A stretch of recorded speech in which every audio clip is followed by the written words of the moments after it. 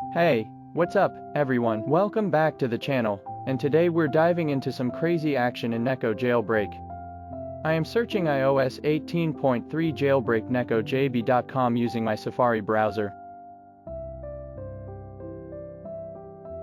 Head over to first search result on the page.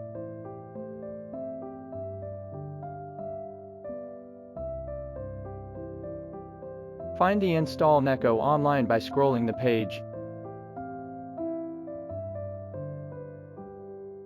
Tap the download button. Once you tap on the install button, you will get C Jailbreak Pro on your device. Open the C Jailbreak app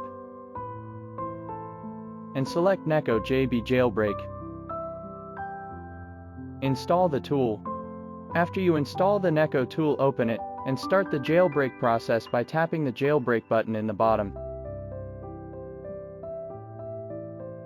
Wait some seconds to complete the process, then you can select your package manager using the Neko util.